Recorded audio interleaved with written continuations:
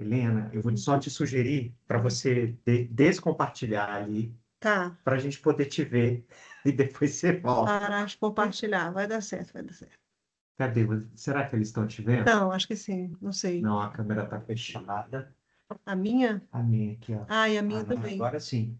Pronto. Agora a gente está.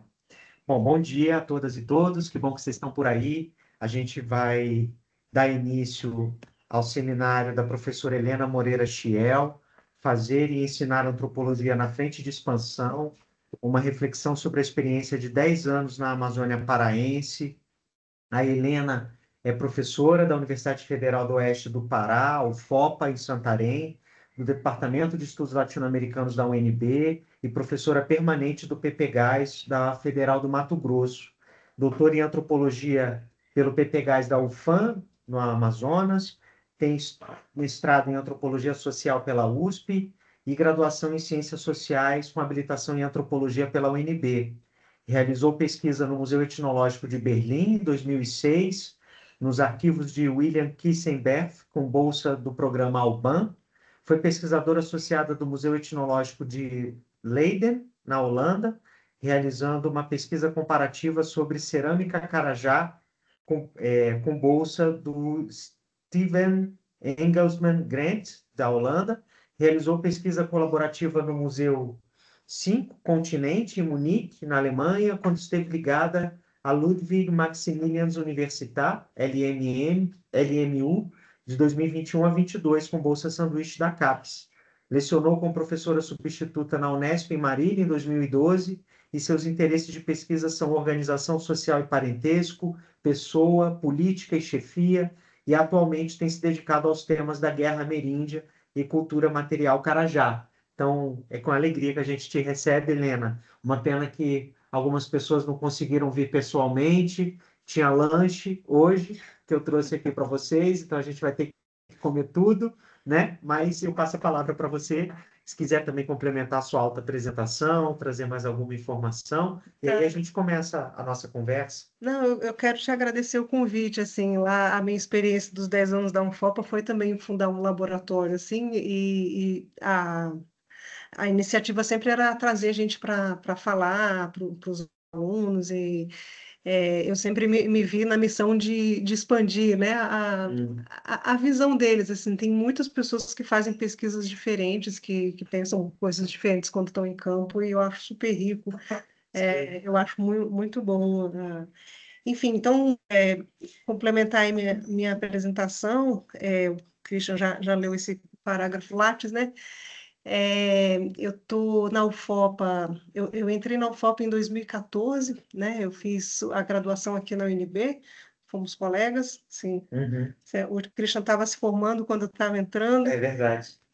e essas experiências, justamente porque eu trouxe para falar sobre a experiência de 10 anos na Amazônia, fazendo e ensinando antropologia, essas experiências, os lugares onde você passa, elas determinam muito da maneira como você vai a campo, vai observar os dados, né? Então, assim, o Christian é testemunha. Nessa época que a gente fez graduação aqui, o grande tema era relações interétnicas, né?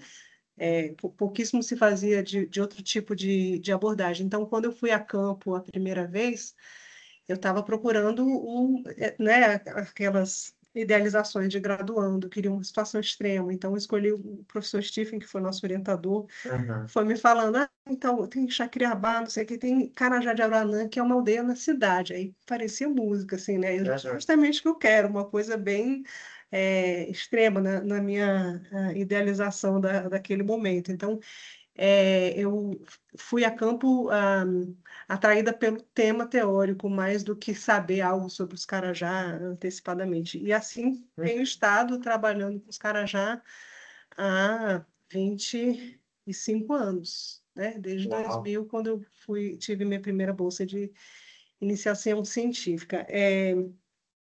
Eu tive essa experiência como professora na Unesp de Marília e em 2014 fiz o concurso para a UFOP, fui para lá. É, o clima político no Brasil era, sim, talvez o Aécio vai ganhar e nunca mais vai ter concurso. Sim. A gente estava nesse clima de terror, assim, então eu estava me apegando né, onde tivesse concurso que Uhum. exigia só mestrado, né? E fui para lá assim com muito pouco conhecimento sobre o Pará, sobre a realidade da Amazônia, porque a, a região onde eu fiz pesquisa é cerrado, são outras questões, assim, não tem a pressão do garimpo, a demarcação da terra já foi feita há muito tempo, né? Os primeiros antropólogos que estavam lidando com isso, então eu fui para um campo muito mais suave, né? Basicamente você Hum. tinha as suas questões, mas é muito diferente de você estar justamente na frente de expansão. Então, deixa eu voltar a projetar aqui como é que é. Peraí. Compartilhar, janela, imagens para a palestra. O curso de antropologia, o curso da UFOPA não é ciências sociais, ele é um curso de antropologia. O que, Hum. para mim, sempre eu achei muito confortável para mim, né? Sim, Porque você consegue dar disciplinas bastante densas, com o nível de um mestrado, só que eu sempre achei elitista para os alunos, assim, é um curso sei. pesado, sabe? A carga de leitura, as coisas que você tem, né, para passar para eles, você dá um negócio bastante adensado. Isso aqui eu trouxe para vocês um mapa, peguei de Santarém para Sudeste, né? Então, Santarém está ali no alto, no canto à esquerda, e aqui para baixo, né, essa estrada que vocês estão vendo ali, Medicilândia, Uruara Placas, é a Transamazônica. Então, a Santarém fica muito perto da confluência de duas estradas dramáticas que rasgaram a Amazônia, né? Uma é a Transamazônica, que acho que a história dela é mais conhecida, e a outra é a BR-163, que é a famosa Cuiabá-Santarém. Por Uhum. ironia do destino, eu estou ligada às duas cidades, né? Santarém, né? Cuiabá. E É agora verdade. Cuiabá. Desde julho desse ano, né, eu ingressei como professora permanente do programa de pós-graduação da UFMT, né, de antropologia.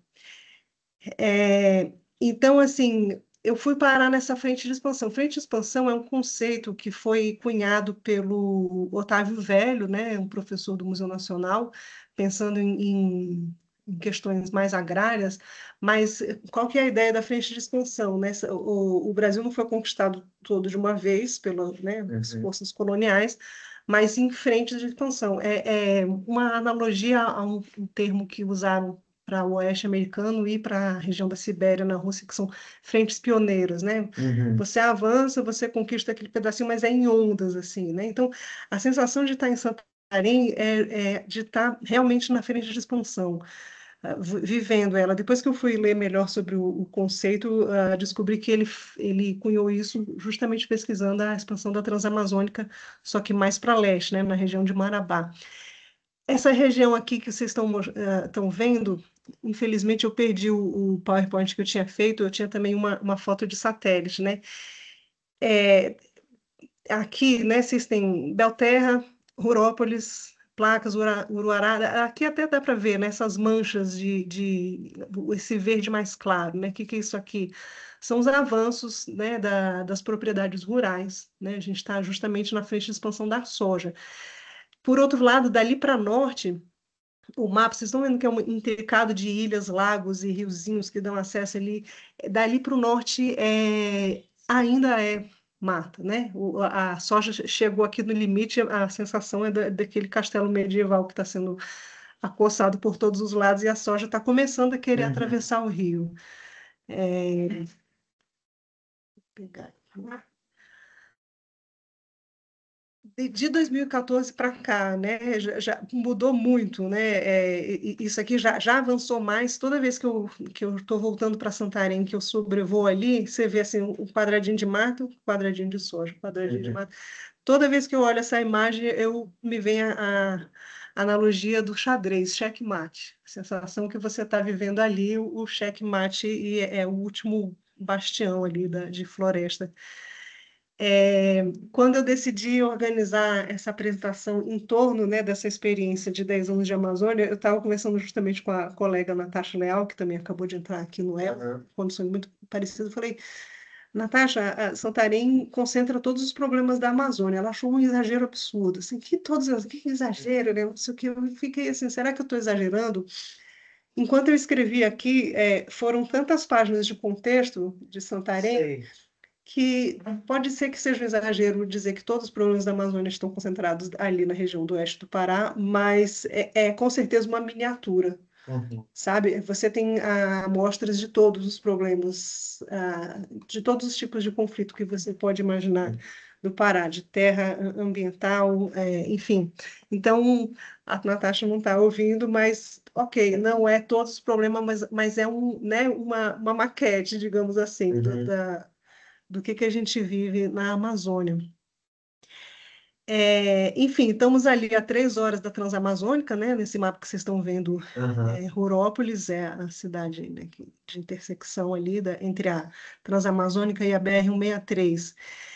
É, mas antes de entrar na Transamazônica, né, tem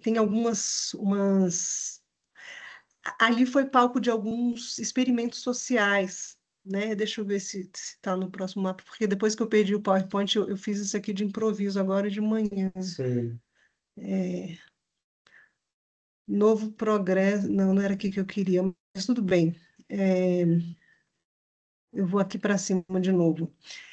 Vocês estão vendo um pouco ao sul de Santarém ali uma cidade chamada Belterra, né? Belterra, ela foi fundada pelo Henry Ford, né? O dono da fábrica Uhum. Ford, é, junto com uma outra cidade que aqui não aparece porque ela é muito pequenininha, chamada Fordlândia. Que experimento social foi esse, né? Brasília, é cidade planejada, e todo mundo aqui conhece essa experiência. O Ford resolveu fazer uma cidade na Amazônia, duas, para explorar borracha, né? Para plantar seringueiras lá para explorar borracha. A Belterra é menor, né? Fordlândia, que é, não sei se vai dar, você tem aí como mostrar. Esse aqui é um livro que conta a história de Fordlândia. Se quiser, eu trouxe para folhear, mas só tem você. Então, assim, é uma cidade, tem ainda os vestígios, as casas ainda estão lá, né? É uma cidade americana, tanto a lógica, né? O formato das casas, quanto as distâncias, né? O urbanismo dela é totalmente norte-americano, né? E que foi um experimento que deu errado, né? O Ford mesmo nunca foi lá, mas a Belterra é uma cidade viva, assim, ela é extensão de Santarém, as duas cidades têm bastante conexão, mas Fordlândia, a cidade morreu, né? Ele tinha feito como parece um clube. Eu fui lá, né? Parece um clube em que tudo é perfeitinho, né? As casinhas tudo muito bonitinho, só que foi dando errado, né? É separada a parte que era para os trabalhadores mais braçais, dos mais qualificados, dos engenheiros que ficavam mais afastados e tal. É, virou um pandemônio de conflitos, de prostituição e tal, e os americanos foram embora, né? Desistiram e foram embora, e dizem que foi dos maiores fiascos que o Ford cometeu Uhum. em vida. Bom, o cara era um tio Patinhas, né? Então, para ele, É. o impacto, mas ainda está tudo lá. Então, um dos itens que eu resolvi falar hoje era da quantidade de demandas que a gente tem para fazer trabalhos na região. Uma das demandas que caiu para uma colega arqueóloga é o inventário dos equipamentos que estão lá. Então, tem dois galpões enormes, que são as fábricas, que tem. O maquinário está todo lá, congelado nos anos 30, está tudo lá, até a máquina para fabricar trilho de trem, Uhum. tudo, tá tudo lá. Enfim, é um dos experimentos sociais que a Santarém, né, a região dali, viveu. Isso é um retrato do boom da borracha, né? No final do século XIX começou a expansão da indústria automobilística, eles precisavam de borracha para fazer os pneus, então vocês conhecem, né? Provavelmente quem está assistindo conhece o sistema de barracão, que é um sistema de exploração de escravidão por dívida, e isso gerou uma riqueza enorme, tanto para Belém quanto para Manaus. Acho que em Manaus ainda está mais visível, né? Em Manaus eles usam uma expressão Belle Époque para essa época, né? Realmente, eu tinha selecionado umas imagens, mas perdi. O Teatro Amazonas, né, é fruto da riqueza da borracha. As fotos da época, você jura que está vendo uma foto de Paris, né, aqueles senhores Sim. bem vestidos, aquelas senhoras com aqueles, né, vestidos todos elegantes e tal. Vinha ópera, vinha, né, grandes atrações culturais. Quem tiver curiosidade pode assistir o Fitzcarraldo. Sim, me Você lembro. conhece, né? Ele é louco por um cantor, vai remando até Manaus para assistir a apresentação desse cantor, depois fazer a aventura dele de empurrar um barco pelo meio da terra. Enfim, para mostrar, né, como que Santarém é esse microcosmos dos experimentos que tiveram na Amazônia.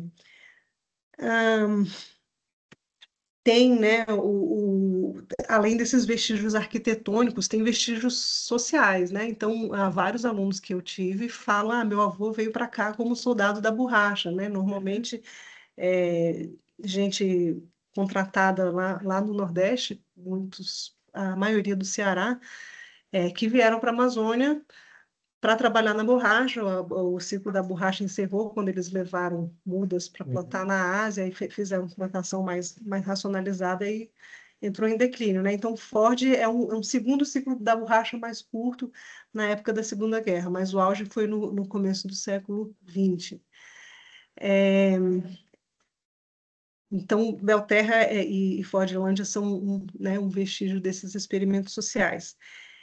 A BR-163, né, que é ali, que está nesse mapa, ela é um retrato sangrento, assim, escrito com tintas de fogo e sangue, né? Agora mais fogo do que sangue, mas deixa eu puxar aqui para baixo para mostrar para vocês onde fica o Novo Progresso, né? Santarém está lá em cima, eu sublinhei. O Novo Progresso é esse círculo mais embaixo.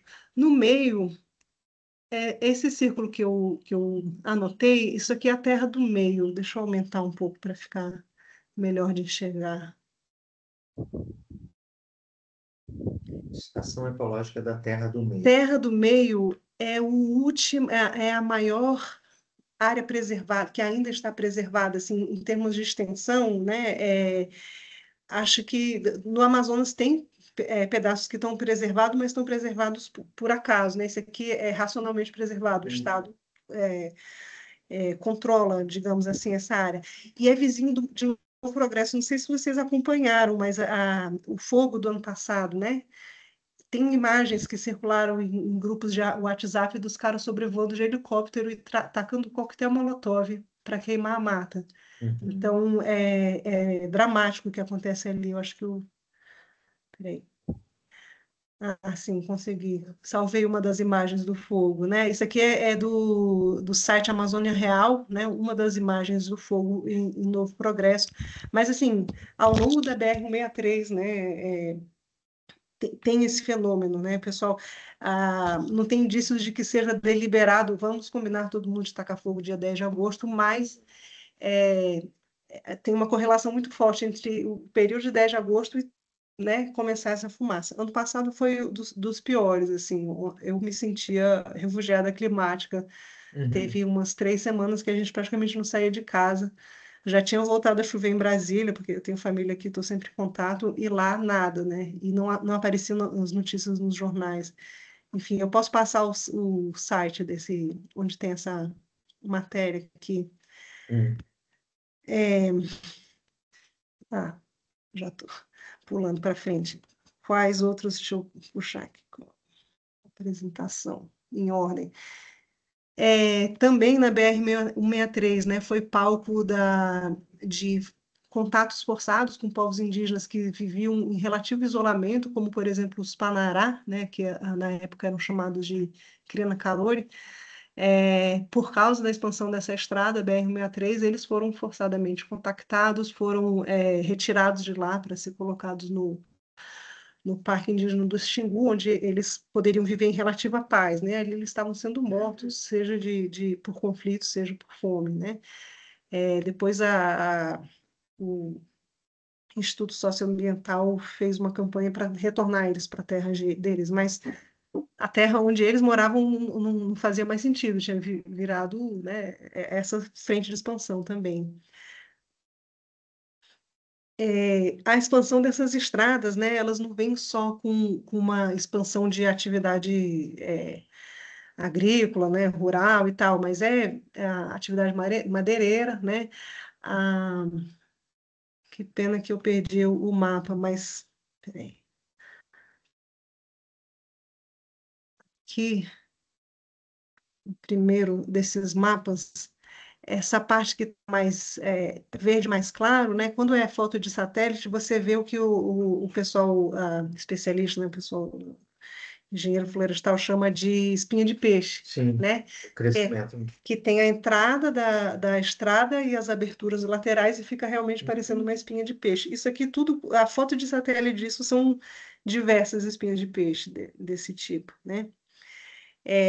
Essa região também é região de impacto de atividade garimpeira muito forte, né? Aqui mais para baixo, essa cidade que está aparecendo aqui, Itaituba, ela é o epicentro, digamos assim, desse terremoto aí, garimpeiro. É vizinho das terras dos Munduruku, que também são nossos alunos, né? A gente tem vários alunos Munduruku lá na UFOPA, então eu estou orientando ainda um TCC de um aluno Munduruku, ele não quer falar de garimpo, ele está de saco cheio, mas ele está na cidade praticamente como um refugiado, assim, porque ele não pode voltar para a aldeia, porque ele não pode plantar, né? A atividade garimpeira impede, né? O nível de contaminação dos rios é realmente perigoso, né? No alto, o rio Tuiutuiu, por exemplo, tem várias crianças nascendo com mal de mina-mata, enfim, os impactos do garimpo são realmente muito, muito violentos, né? No cotidiano, né? Desses povos. Enfim, essa sensação de checkmate, né, que eu tenho, eu me pergunto se ali não é a última fronteira, porque Uhum. essa. Deixa eu botar aqui para o. Aqui, né, você está vendo o Santarém aqui, né, para oeste. Está relativamente preservado e a soja está avançando aqui junto com essas estradas, né? Na parte ao norte, ainda é mata, né? As pessoas ainda vivem uma relativa paz, assim. Então, tem um lago aqui para cima, que chama Lago Grande, que a soja já está começando a atravessar o rio, né? Então, já tem pressão para construir uma ponte, por exemplo, que liga Santarém ao lado de lá, que vai dar ali em Monte Alegre, né? Uma estrada, que atualmente você atravessa com balsa, né? Uhum. Por outro lado, aqui esse rio maior aqui é o Tapajós e tem um paralelo a ele aqui, que é o rio Arapiuns, Uhum. né? No lado de lá do rio Arapiuns já tem pressão pela soja também, né? E ali, assim, são moradores tradicionais que não têm titulação da terra. O INCRA fez alguns esforços, enfim, mas a questão da posse da terra é muito complexa, né? É, e isso gera um outro fenômeno que é o da etnogênese. Vocês devem estudar aqui, provavelmente aqui no LAEP, o que acontece? Esses povos têm uma conexão forte com povos indígenas, mas já não tem, né, língua, ritual e tal, todo mundo é ou católico, ou evangélico e tal, mas diante da pressão fundiária, vou reivindicar, né? Minha avó falava em Engatu. Uhum. Então, nessa região do Arapiuns né, tem uma terra que foi demarcada, que é no Alto Arapiuns, já começa o rio Maró. Tem uma terra indígena que foi demarcada ali, né, nesse fenômeno de etnogênese. A gente tem um inimigo comum, que é o Eduardo Luiz, você se lembra Sim, dele? claro. Então, o Eduardo Luiz virou um. Ele foi nosso colega aqui da Uhum. graduação daquele tempo, né? Acho que ele era da turma de 97. Sim. Era só mais um estudante de etnologia esquisito como outros, mas ele é filho do. O pai dele, que tem o mesmo nome, é o presidente da Missão Novas Tribos no Brasil. né? Que Uhum. é digamos, uma ONG evangélica com a missão de traduzir a Bíblia para todas as línguas do mundo. E ele se indignou com um laudo dele que não foi aceito, que é dessa região, e passou a advogar. Basicamente, ele passou a fazer laudos anti-indígenas, né? Uhum.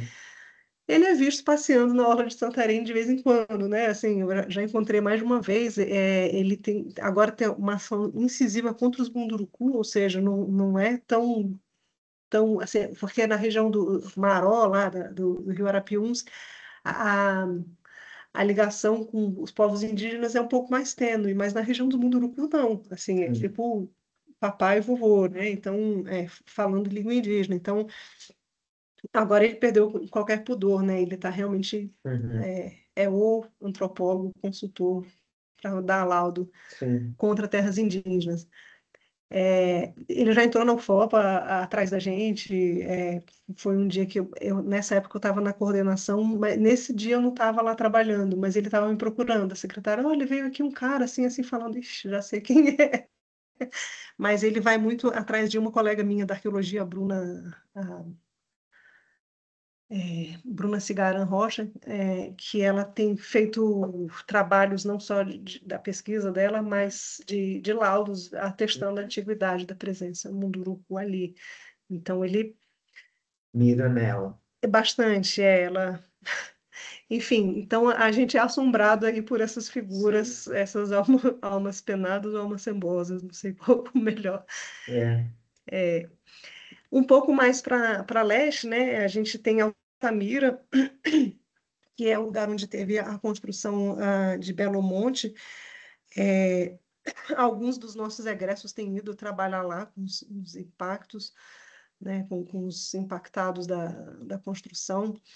Enfim, além de todas esse caldeirão de atividades e experimentos sociais que rolaram na Amazônia, também é uma terra de migrantes, né? Então, assim, Uhum. eu tinha separado 3 imagens, mas perdi. Arigó, não sei se vocês conhecem essa expressão. Conhece? Não. Não? Arigó é a maneira como os imigrantes nordestinos são chamados na Amazônia, né? Tinha um caráter pejorativo, mas hoje em dia meio que quem tem 20 anos não liga, né? Já foi usado como uma forma de xingar. Eu perguntei para uma amiga cearense, ela disse que Arigó no Ceará é o pessoal da roça, Hum. mas na Amazônia são as pessoas que vieram do Nordeste, principalmente cearenses, né? A imigração mais forte. Teve uma imigração japonesa muito forte, mais de 250 mil japoneses chegaram no século XIX, foram para uma cidade chamada Tomé-Açu, mas também se espalharam ali na região. Então, Oriximiná, Monte Alegre, tem bastante imigração japonesa. Foram mais para a área rural, por isso a gente ouve menos falar deles do que a imigração para o Sudeste, né, para São Paulo, principalmente, Paraná. Mas em algumas cidades você vai um restaurante simples assim, tem lá a lista do cardápio maniçoba e yakisoba, tudo no Aham. na mesma sequência ali, porque tem o japonês na cozinha. Teve imigração sefardita, né? Judeus do Marrocos, do norte da África ali, foram para lá também, inclusive o pai de um antropólogo importante, o Renato Atias, que é professor da Federal do Pernambuco, o pai dele era médico lá na região de Fordlândia, então, aí no começo do século XX. Então, assim, aquela imagem dessa Amazônia indígena, intocada, nada menos correspondente Uhum. à realidade que a gente vê. E tudo isso, ele se concentra ali, na UFOPA. Então, eu tive alunos, assim, que dizem, né, meu avô era soldado da borracha, meu pai era pescador, e a pessoa está ali estudando. Eu tenho uma aluna que foi me orientando, e agora está no doutorado. A avó dela, ela é descendente japonesa, a avó dela foi vendida para uma pessoa, para casar com essa pessoa por um pedaço de terra. Então, essas histórias chegam até a Sim. gente diuturnamente, né? Elas estão todas lá. Então, assim, é a sensação de estar vivendo essa, né, a fronteira, né, frente de expansão o tempo inteiro. A UFOPA, né, fundada no contexto do PAC, né, o Programa de Aceleração do Crescimento. Ela foi aberta em 2009, em 2010 começou os primeiros cursos, né? Então, ela fez parte dessa expansão universitária dos governos Lula. Ele criou 18 ou 19 universidades nesse período. E, assim, como toda política pública, né, o PAC teve seus prós e seus contras. Então, o PAC prometia melhorar a infraestrutura no país. Isso significa, né, governar, abrir estradas. É, a própria Belo Monte, né, faz parte disso, mas, assim, a legislação brasileira exige relatórios de impacto. Então, antes do PAC, só existiam duas pós-graduações em arqueologia no Brasil. Agora, após o PAC, existem 14 graduações em arqueologia. Uma delas é um curso vizinho ao nosso lá na UFOPA, porque precisava de gente, né, para fazer esses laudos de impacto. Então, da, da construção de Belo Monte, tem mais de 10 mil peças que foram entregues para salvaguarda do campus avançado da UFPA, em Altamira. Estão lá num galpão, à espera de um projeto. Sei. Então, vários, né, desses fenômenos que eu estou falando de expansão na Amazônia batem na nossa porta, né? Vem cá, vocês podem vir aqui fazer um projeto aqui com a gente. Então, esse eu lamentei, eu tentei fazer um projeto como é que chama? Um PET, né? Educação tutorial que ia ter 12 bolsas, parece, e eu ia levar os meninos tudo para lá, pelo menos para classificar e organizar esse material, mas eu não conseguia a verba. Então, enfim, todos esses fenômenos todos vêm bater na nossa porta, né? Nós somos procurados praticamente todo dia por alguém que quer, é, seja uma parceria, será que vocês conseguem fazer um projeto aqui com isso aqui? Então, assim, os projetos que eu tive que recusar, por exemplo, naquele mapa lá em cima, aqui, essa região aqui, que é a do Lago Grande, até esqueci de mencionar, né? Tem um arqueólogo da USP, o Eduardo Neves, que fala que Santarém é a cidade mais antiga do Brasil, Uhum. porque ela é habitada continuamente, em grande escala, há pelo menos 10 mil anos. Então, assim, a região de Santarém é um grande sítio arqueológico. Qualquer lugar que você vai, se você vai cavar um buraco para fazer o pilar da sua casa, você sai tirando, você encontra cachimbo, batoque labial, peça de cerâmica. Às vezes eu estava na praia, em Alter do Chão, brincando assim com as crianças na areia, pego uma pedrinha, não é uma pedrinha, é um caco de cerâmica que Uhum. depois de tanto pegar, aprendi a enxergar, né? A reconhecer ali. Então, assim, na região do Lago Grande tem muito material arqueológico, muito mesmo, é uma profusão, assim, e uma família de lá denunciou que estava acontecendo venda de material arqueológico para turista, pescador que vem, né? Então, eles queriam um projeto de educação patrimonial para impedir, né, essa venda de material. Não conseguimos fazer, né? Porque a verba não dava.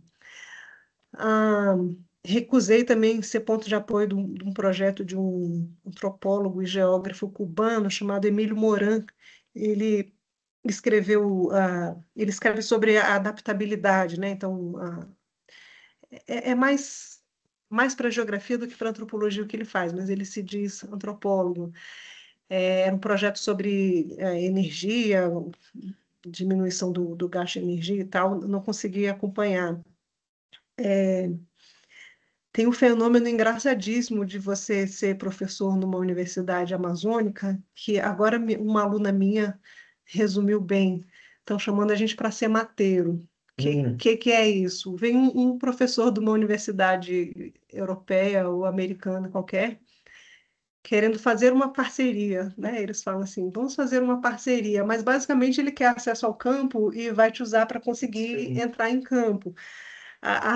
até essa aluna que não é professora de nada, mas já foi procurada. Ela Lembrando do, quer ser meu mateiro? Ela recusou, assim. lembrando do Lévi-Strauss e o Luiz Castro Faria, né? Tinha muito essa relação também no Sim. passado, né? Nas missões francesas. Então, teve um que eu aceitei ser mateiro, porque Uhum. eram duas brasileiras, a já melhorava, porque ela sabe o que é ser pesquisador no Brasil e não ser lido. Então, uma pergunta que eu sempre faço: vem cá, os estudantes leem português, eles vão citar nossos artigos? É uma coisa que eu sempre falo, né? O cara Uhum. nem sabe falar português. Mas eram duas brasileiras da Universidade de Brown e o delas foi, foi franco, né? A Uhum. gente precisa de alguém para fazer contato com organizações camponesas na região de Marabá para entrevistas. Você poderia me indicar alguém? E aí elas selecionaram dois dos meus alunos, mas pagaram. Uhum. Então, quando é franco, tipo, Sim. faça esse trabalho que eu te pago, tudo bem, mas vamos fazer uma parceria. Simulado não, né? É muito engraçado. Tem uma das nossas colegas que é americana, né, a Myrtle, professora da arqueologia, até ela que ela não entendia essa implicância, né? Pô, parece xenofobia, só que não é xenofobia, cansa, né? É praticamente um assédio, principalmente quando teve o edital Amazônia mais 10, né? De tanto desses parceiros. É mais Inglaterra e Estados Unidos, assim, Uhum. nunca vi da França ter e da Alemanha também já recebi. Enfim, mas algumas dessas demandas a gente acolhe, e então, assim, como eu sou etnóloga, eu precisei focar, né, nas coisas que eu conseguia dar conta. É, o projeto Aral, né, a gente foi procurado pelo Ministério Público Federal em 2018, porque, né, no final de 2017 começaram a chegar grupos de indígenas Warau, que vieram Uhum. refugiados da Venezuela, chegaram em Santarém. E primeiro eles acamparam numa praça bem na frente da orla, né? E depois eles foram realocados para um terreno de uma igreja e depois para uma terceira, como é que era? Era um terreno de uma escola, uma escola desativada. E o MPF veio atrás da gente, olha, a gente precisa de ajuda porque a gente não sabe lidar Uhum. com esses indígenas, eles estão mendigando nos sinais, levando criança, aí fica um conflito, né, entre o direito humano de Uhum. pedir pela sobrevivência e o direito humano da criança de não ser exposta àquele calor, né, a Sim. violência que pode acontecer na rua, apesar de Santarém não é uma cidade particularmente violenta, assim, diferente de Manaus. E aí eles pediram alguma ajuda, uma parceria. E aí, enfim, em 2019 consegui, né, uma bolsa e começamos um projeto, mas ele foi interrompido pela pandemia. Em 23 ele retornou, e aí eu consegui uma verba boa, que não sei se tem aqui no NB, mas é o PEX. É, PEX é um edital que você faz que junta Extensão. extensão, pesquisa e extensão. Uhum. Não, a gente não tem. Então, Sabe? eram quatro bolsas de graduação, quatro de ensino médio, mais uma verba para um aluno de pós, e mais uma verba para o projeto. E aí, esse projeto com o Zuaral deslanchou. A gente fez quatro frentes, né? Uma que era a alfabetização dos adultos, então era entre ensinar português e alfabetizar, o outro era promoção do artesanato, para dar uma Uhum. alternativa econômica para eles que não fosse a collecta, como eles chamam, né? Ficar nos sinais. Sim. O terceiro, sim, era um site. Na verdade, eu me inspirei aqui na UNB do site do Melat, da página do Melat, que ele Sim. concentra informações sobre, né, de trabalhos acadêmicos sobre povos indígenas das Américas. Eu falei, "Não, vamos concentrar o que tem saído sobre o Aral, porque quando começou Que legal. o projeto, tinha pouquíssima coisa em Sim. português e pouca informação mesmo, né, sobre eles. As informações disponíveis da Venezuela, elas eram muito pouco úteis, assim, era mais verbetes enfim. E aí a gente fez é um blog, né? Muito bom. Sim, precisa voltar a alimentar esse site. E o quarto eram palestras em escolas de ensino médio, porque se no começo, a Santarém é uma cidade muito católica, né? Assim, apesar dos avanços evangélicos, a primeira reação das pessoas foi de acolhimento, né? O Bom Samaritano, Mas com a estadia prolongada, as pessoas começaram a ser bastante preconceituosas com eles. E aí a nossa intenção com essas palestras era trazer informação qualificada para esses meninos que, enfim, adolescente é bom que ele reverbera, né? Sim. Ele gosta de... E teve uma recepção muito boa, assim, eu não esperava tanto, mais da parte dos jovens do que dos professores, por exemplo. Uhum. Tem professores que ficavam reforçando os estereótipos, Sim. ah, vagabundo, não quer trabalhar, não sei o que lá. Muito pelo contrário, vários deles estavam conseguindo emprego na cidade. Enfim, esse projeto foi muito satisfatório. Tem imagem dele aqui, peraí. Esse aqui é o Carajá. Ai, gente, que aqui a pessoa é muito ruim de Ele não PowerPoint. percebi. Projeto Teribu Novo. Aqui tem imagens das ações do projeto, né? Os meninos fizeram camiseta. Essa camiseta é vermelha aí, fizeram inspirado nas cores da bandeira da Venezuela. Então, isso aqui é no abrigo, né? Depois eles foram mudados mais uma vez dessa escola desativada para uma chácara, um espaço bem mais aprazível, assim. Então, isso aqui é das ações de alfabetização. Foram muito bem recebidos pelos Uaral. Foi muito interessante, assim. Quando o projeto acabou, porque a verba acabou, os Uaral ficaram, e aí, não vai ter mais? Assim, Pois eles é. ficaram demandando, né? Mas eu não conseguia a renovação. Outro projeto que eu não pude trazer imagem aqui foi uma demanda da CASAI, né? Casa de Saúde Indígena de Santarém, para trabalhar com os Munduruku, porque o que acontecia é vários desses que são agentes de saúde dentro da aldeia vêm para Santarém para estudar, né? Seja na UFOPA, ou fazer enfermagem nos cursos das faculdades privadas que tem lá. E aí, porque eles são funcionários da CASAI, eles podem continuar trabalhando, só que estão na cidade. Só que o trabalho é muito diferente, eles não sabiam lidar acompanhar um paciente de um oncológico para ir numa consulta, né, no hospital.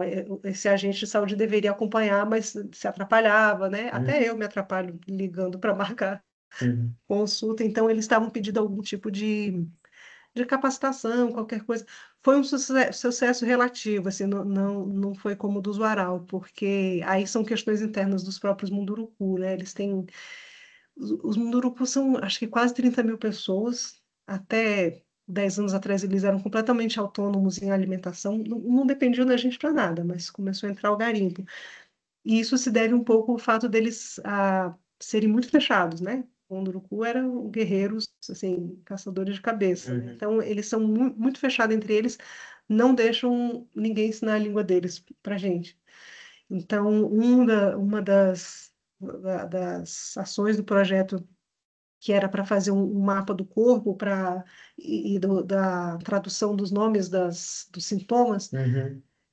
para ver se estava todo mundo traduzindo, pontada, ardência, né? Eles entenderam que a gente queria aprender a língua deles, aí fechou, e aí o projeto foi desandando, enfim. Sei. Mas são características, né? Eu entendi o que aconteceu, lamentei, mas entendi o que aconteceu, assim.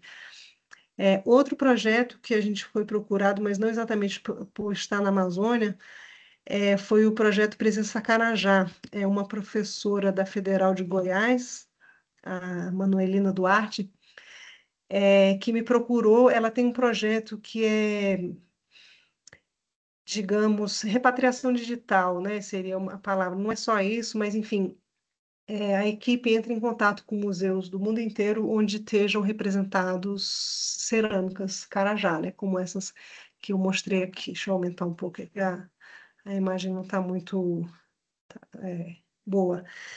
E aí os museus que abrem as portas, eles fazem um contato e pegam, né, as informações sobre os objetos que tem, se puder pegar foto, né, onde foi obtido, se tem o nome da ceramista que fez, esse tipo de coisa. Esse é um projeto que você levou para lá, né? Ou tem Carajás já vivendo lá? Tem Carajá. Não, lá em Santarém não. Isso Não. aqui é mais aqui na região do Goiás, Aham. né? É que a Manuelina me procurou. E aí a gente acolheu, tive duas bolsistas trabalhando, a gente viajou para tem uma única aldeia Carajá no Pará, né? As aldeias Carajá estão ao longo do Rio Araguaia, mas assim, Goiás, Mato Grosso, Tocantins e duas aldeias no estado do Pará. A gente foi lá porque ia ter uma oficina aqui, peraí, imagens. Essa que era uma ceramista, estava dando uma oficina. Ela é da Ilha do Bananal e foi lá para Santa Maria das Barreiras para ensinar as pessoas a fazer, Uhum. né, as bonecas carajás. Iritiocô era essa mulher. E aqui tem, eu adorei essa aqui, que é um laptop no colo dela fazendo. Eu achei genial, só que estava muito caro, não pude comprar. Essa.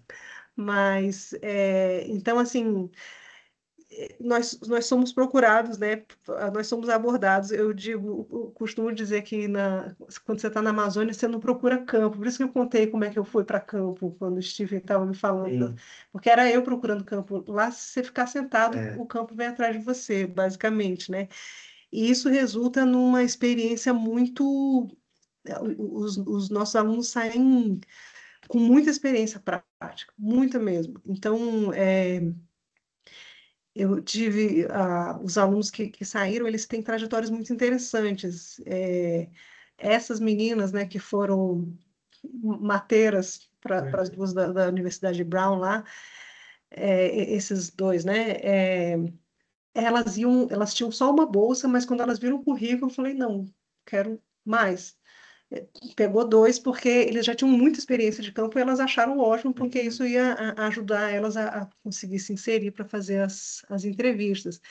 É, um dos meus primeiros orientandos, né, ele foi para Altamira para trabalhar com impactos de Belo Monte, então ele está trabalhando principalmente com os Xicrim, mas com outros também ali da região, fazendo reunião em aldeia, né, capacitação, não sei o que. E o colega que fez a ponte, ele falou assim, Helena, o que é um campo difícil para um paulista, para o Newton é fim de semana na casa do tio, porque ele é de uma cidadezinha chamada Faro, que fica na divisa do Pará com o Amazonas.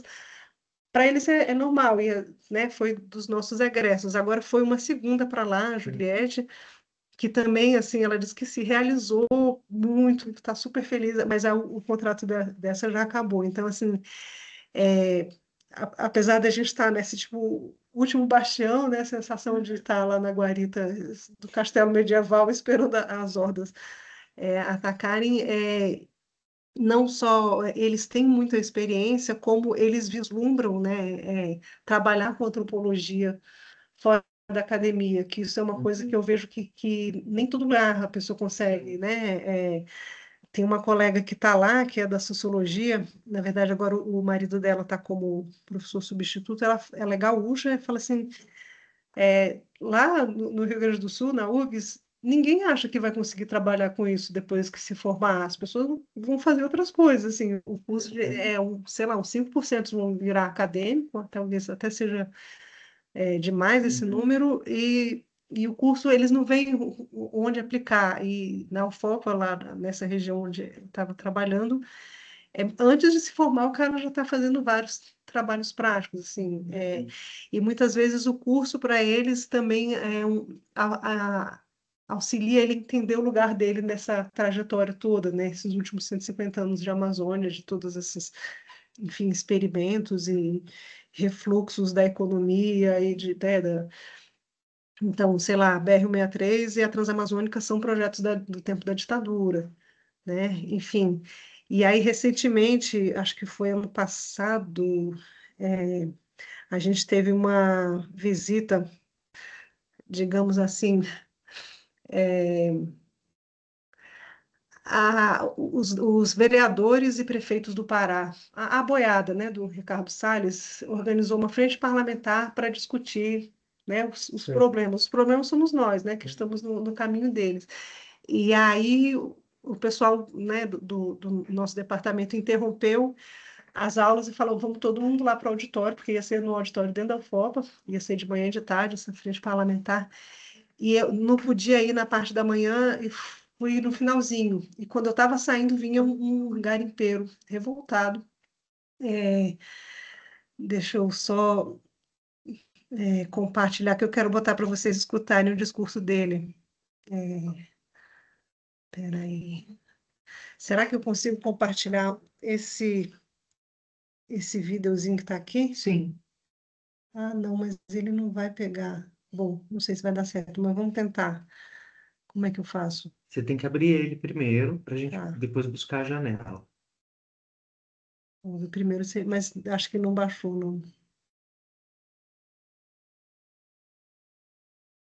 Ah, não baixou. Mas, enfim, eu vinha chegando e estava saindo ele. Então, assim, os nossos, né, tinham conseguido irritar eles a ponto deles largarem o auditório no caminho. Isso foi ano passado, já era governo Lula.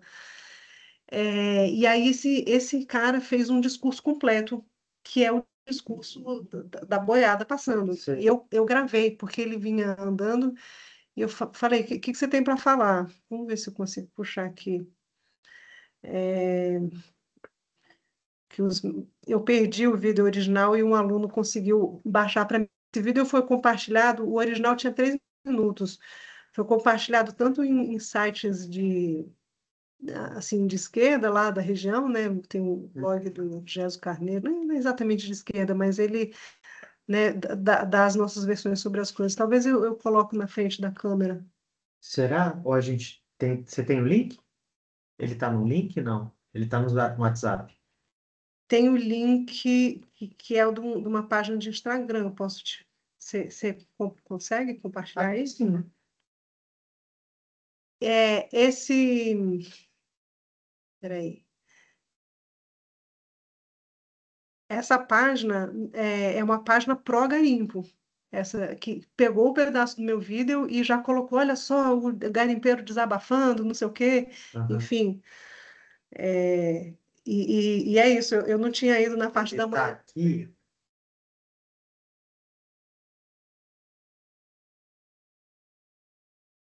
Fiz besteira. Acontece.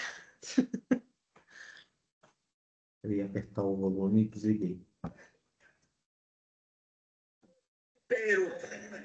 A minha família é secular no garimpo. Como os bandeirantes foram os garimpeiros. Como os indígenas também tiveram. Deixa eu compartilhar aqui. Tem a minha voz no comecinho, eu estava tremendo, tá? Quando eu filmei isso, assim, tava com a mão tremendo, segurando, que ele falou, duvido que vão gravar o que eu tenho para dizer. Eu falei, pois não, aí puxei o celular e comecei a gravar.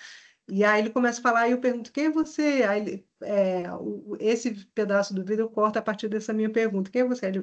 Ele se apresenta e passa o discurso. Hum, essa interface aqui não está me ajudando para compartilhar. Ó, eu posso colocar ali na frente daquela câmerazinha. Talvez. É uma solução menos tecnológica, é. É? Eu vou com esse aqui mesmo. Já está no ponto aqui.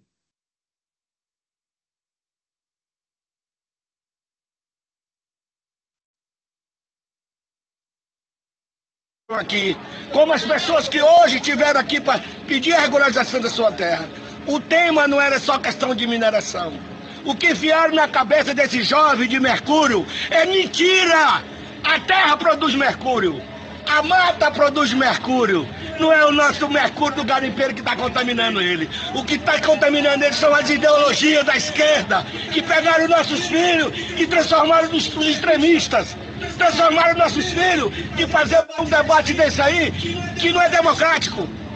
Eles poderiam sentar e pedir a voz, teriam direito de falar, teriam direito de contrabater o contradito, o dispositivo que é regulamentado no encontro. O encontro é de vereadores, para nós encaminhar todas as pautas dos quilombolas, as pautas dos indígenas que vieram do Novo Progresso, as pautas dos pequenos produtores. Por isso chamamos cada um para dar sua palestra e fazer os seus apontamentos. Não foi para nós regularizar o garimpo. Garimpo. Mas está escrito no cartaz, regularização de garimpo. Sim, sim. Está na Constituição. Está na Constituição. Não, está escrito no cartaz. Vergonha. Quem é você? Eu sou o Francisco Chico Souza, garimpeiro. A minha família é secular no garimpo, como os bandeirantes foram os garimpeiros, como os indígenas também tiveram aqui, como as pessoas que hoje tiveram aqui para pedir vergonha. Quem é você? Eu sou o Francisco Chico Souza, vergonha. Essa coragem não é habitual na minha pessoa, assim, mas além de eu ter conseguido perguntar Tudo bem, Clarice, pode chegar, fica à vontade aí. quem era ele, eu consegui contestar que ele estava dizendo que o encontro não era para sobre regularizar garimpo, mas estava escrito no papel, tá no cartaz, que é para. Aí ele se atrapalhou ali, assim. Mas só para dizer assim que esse evento foi dentro do espaço da UFOPA, né, dentro do nosso auditório lá, mas aí, enfim, como conseguiram fazer incomodar eles o suficiente, a parte isso foi de manhã, né? A parte da tarde não aconteceu dentro da UFOP, eles foram para a Câmara de Vereadores e fizeram a segunda parte do evento deles lá, que a gente seria barrado, né? Então, assim, por isso que eu digo, né, assim, você tá ali, né, é muito, para mim foi muito enriquecedor, né? Porque eu vinha de um campo, de uma experiência muito confortável, né? Ali, vira pro outro lado aí, né? Não, aqui é Essa, permitido. entendi. É, por outro lado, assim, você não tem como se cegar às questões que Uhum. impactam a Amazônia todos os dias, né? Assim, tanto no seu, sei lá, você encontra com esses. Eu quis mostrar aquele mapa lá de como que está perto de Novo Progresso, porque muitos desses fazendeiros que estão com o coquetel molotov do helicóptero estão ali na orla tomando chimarrão no fim da tarde com. Né, você encontra essas pessoas, elas estão lá, ali, o caldeirão, você está ali. Não Então, são ficção, né? não é ficção, né? Concretas. Estão todos ali, assim, então ela concentra, ou sei lá, garimpeiro mesmo, né? Tinha uma iniciativa da UNODC, né, que é um ramo da ONU, querendo que houvesse pesquisas sobre os garimpos. Mas eles vieram com uma ideia, quase como o mateiro do americano, com uma ideia pré-fabricada de que era trabalho escravo. Não tem nada a ver. Uhum. Garimpo não tem nada a ver com trabalho escravo. Trabalho escravo é no sudeste do Pará, ali não é isso. Uhum. E aí colocaram uma colega minha, Luciana Carvalho, colocou um aluno nosso para fazer essa pesquisa. O doutorado dele foi financiado pela UNODC, mas ele dizendo para eles, não, né, meu primo é garimpeiro, puxou outro primo, tem um primo escravizando o outro. Uhum. Então até isso né, é muito próximo da gente, né? Então a filha da babá que a gente tinha para cuidar dos meus filhos, a filha dela foi trabalhar no garimpo, ela foi para prostituição, ganhou um monte de dinheiro, voltou, né? Então tem essas coisas todas estão lá no seu cotidiano. Nossa vizinho de muro, uma criança que brincava com minha filha, o pai é madeireiro, né? Que trabalhava lá no Alto Arapiuns, né? Extraindo ali nessa região do Maró. Então não é uma coisa distante, né? Que você ouve falar assim, ela está no seu cotidiano, você está vendo, né? Diminuir a mata ano a ano, enfim. Então, é, foi uma experiência muito rica. Alguns dos meus orientandos que estavam lá, talvez eu consiga puxar para cá, né? Quando eles terminarem os seus cursos de graduação, mas é isso. Eu queria dizer isso, né? Você fazer e ensinar antropologia na frente de expansão você estar fazendo meio que o tempo inteiro, parece que você está fazendo campo, né? Até no fim de semana, até conversando com a vizinha, né? Então, tá lá, né? Todas as questões estão ali. Não é o resumo de tudo, mas tem representações de todos os tipos de conflito que você tem na Amazônia, ali, uma espécie de microcosmos, assim. Uau. Enfim, acho que falei bastante, né? Uma hora. Passa rápido, né? Ainda mais com esses deuses tecnológicos se conspirando contra nós, mas vamos lá. Então vamos um aplauso. Uma excelente apresentação. Eu vou deixar o microfone aberto para quem está online. A Clarice acabou de chegar, né? Então, bem-vinda. Pode sentar na mesa aqui com a gente. Tem suco.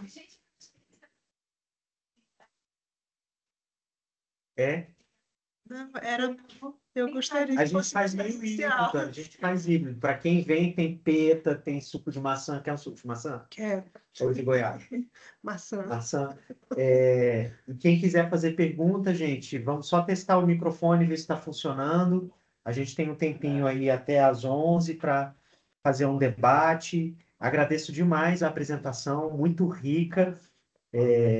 Fiquei aqui pensando, que pena que a gente fechou um dossiê, já saiu novos debates da aba, chamado Antropologias Contra-Hegemônicas, e a Ah, tua apresentação dialoga muito com as discussões que a gente queria promover ali, que era justamente essa pesquisa antropológica fora do eixo, né? Quais são as dinâmicas que acontecem. Vou ter uma disciplina obrigatória chamada Antropologias contra Olha, não sabia, que fantástico. Temos que criar disciplina aqui, Então, né? Tá na hora. Então, vou te servir o suco e o microfone está aberto, pessoal.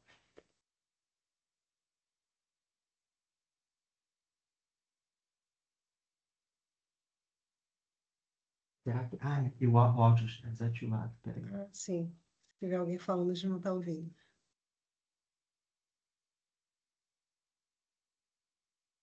Oi, vamos testar o áudio de novo. Opa, Oi, Laís, vamos lá.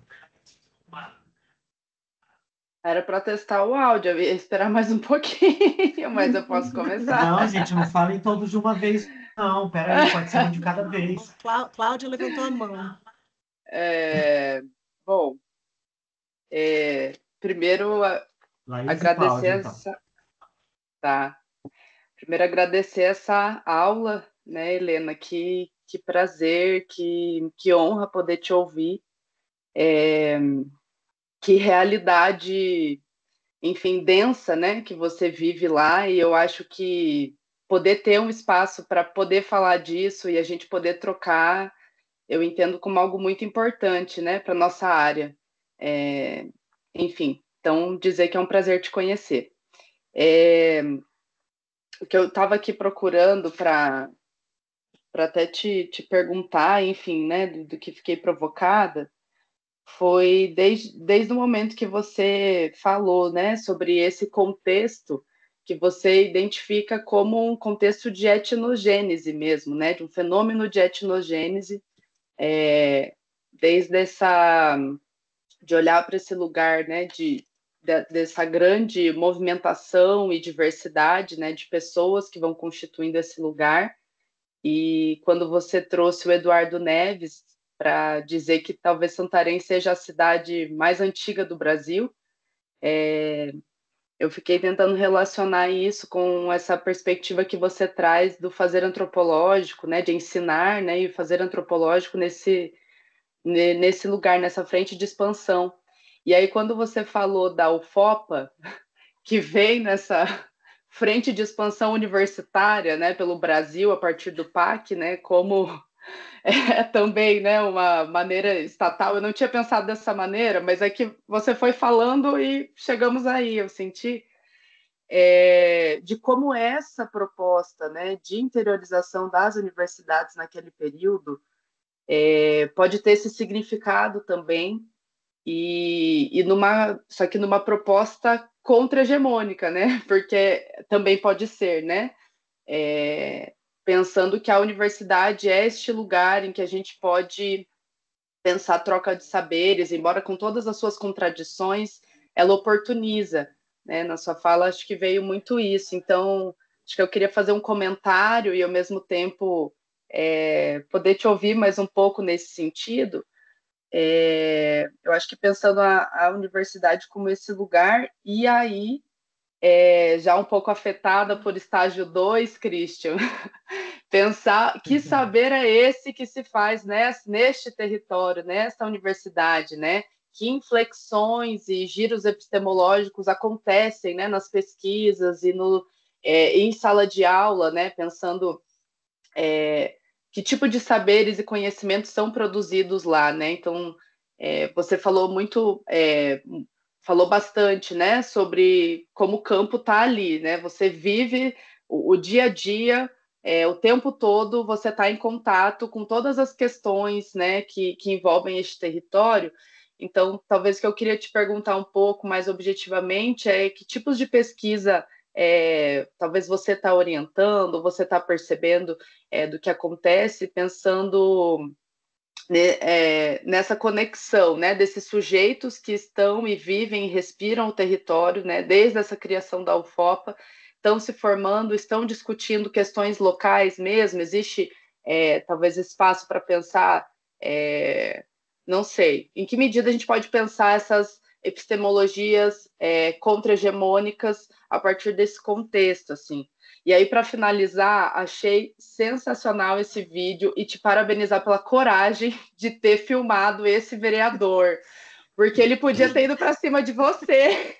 Eu fiquei ali nervosa pensando, porque é sobre isso, assim, a UFOPA ser um espaço, né, além de tudo isso, né, que você foi trazendo, ser um espaço que, se não existisse, não aconteceria, né, os vereadores fazerem um encontro dentro do auditório da universidade para debater, né, garimpo como que era lá? A expansão do garimpo, não, regularização do garimpo, né, regulamentação. Regularização. Regularização do garimpo, né? E aí, quando vocês vão para lá, eles se sentem intimidados e voltam para a Câmara, né? Então, a UFOPA como esse lugar realmente de uma frente de expansão ali em tensão, né? Porque, ó, veja, vocês estão aqui, mas a gente também está aqui, né?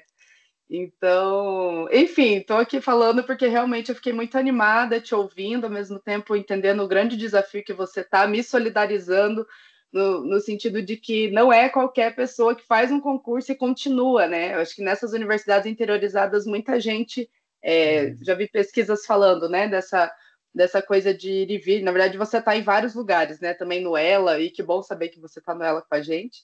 Acabei não me apresentando, eu sou doutoranda no ELA, enfim, estamos aqui, né? Faço parte aí também do LAEP e encerro, porque, enfim, foi muito animador. Legal, muito bom, Laís. Obrigado pelos teus comentários. Vamos ouvir a Cláudia antes da gente devolver a palavra?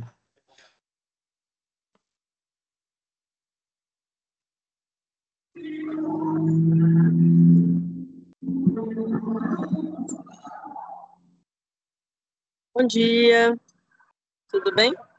Bom dia, Cláudia, tudo bem? Que bom te ver. Agora não estamos vendo mais.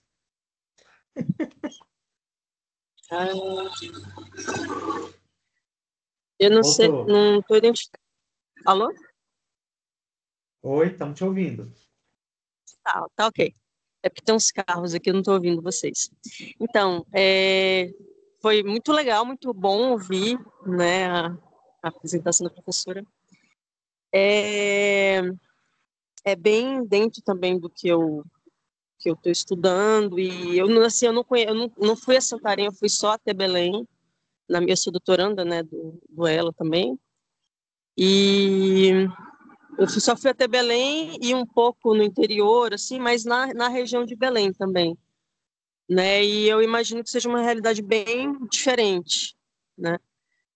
E aí você colocou sobre essa questão do garimpo, né, e esse vereador falou, né, sobre a ancestralidade dele, né, como a ancestralidade garimpeira dele, e eu fiquei, porque a minha pesquisa, ela é